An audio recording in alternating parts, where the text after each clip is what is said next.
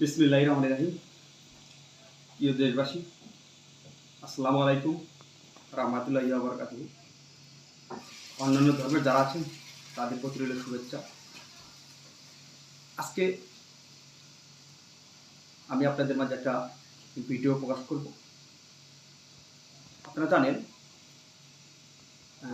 আজকে আপনার বাগেরহাট জেলা বাগেরহাট সদর উপজেলা ছাত্রলীগের সভাপতি জুয়েল আহসান সাদ্দামের স্ত্রী এবং তার 1 বছরের শিশু পুত্র, আপনারা জানেন তারা তাদের নিজ ঘরের ভিতরে তাদের আপনার জুয়েল আহসান সাদ্দামের স্ত্রী তার লাশ আপনার ফ্যানের সাথে ঝুলানো অবস্থায় ছিল এবং তার যে শিশু পুত্র 1 বছরের, তার লাশটা আপনারা জানেন যে আপনার সে খাটের এক কোণে পড়েছিল।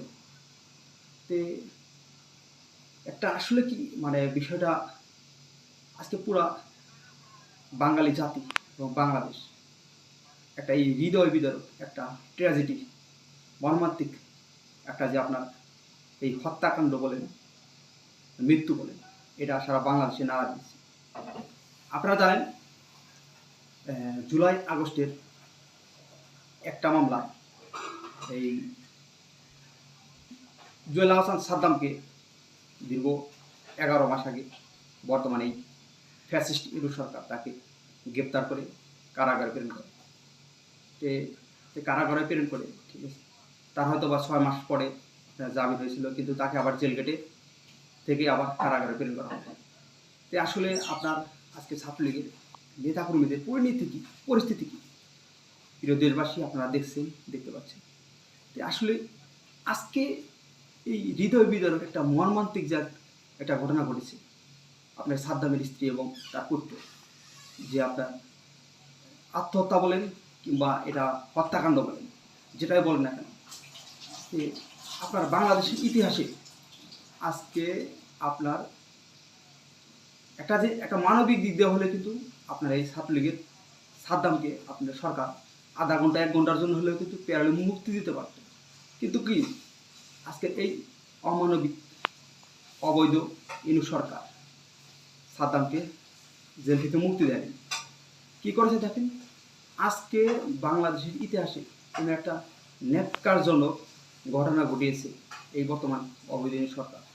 আজকে এই সাদ্দামের স্ত্রী এবং তার সন্তানের লাশ জেল গেটে নিয়ে গেছে, যশোরের জেল গেটে নিয়ে হয়তোবা সাদ্দামের একটা সান্ত্বনা বাণী শুনিয়েছে।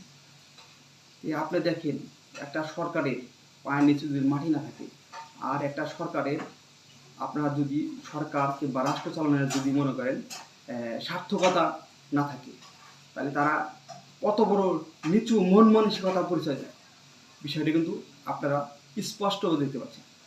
বাংলাদেশের ইতিহাসে এই প্রথম আমি দেখলাম যে ছাত্রলীগ শুধু না, আপনার আরও অন্যান্য যেগুলো সংগঠন আছে, যদি তার ফ্যামিলির কেউ যদি মারা যায় বা মৃত্যুবরণ করে, আপনার বাংলাদেশে আইন আছে, আদালত আছে, কোর্ট আছে, বিচার ব্যবস্থা আছে, 1 ঘন্টা 1.5 ঘন্টা হলেও আপনি তাকে প্যারোলে মুক্তি চান।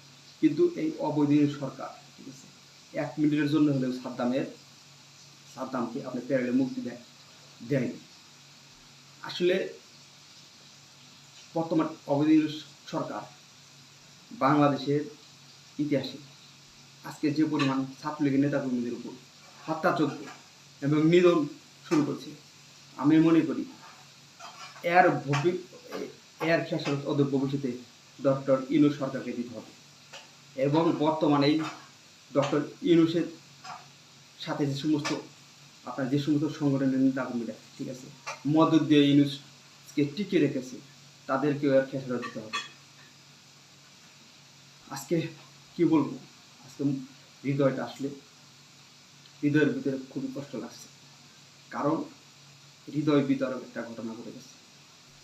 যাই হোক, বাংলাদেশ ছাত্রলীগের নেতাকর্মীদেরকে বলবো কিন্তু ছাত্রলীগের আপনারা সাদ্দামের পরিবারের পাশে দাঁড়ান, ঠিক আছে, এটাই আশা।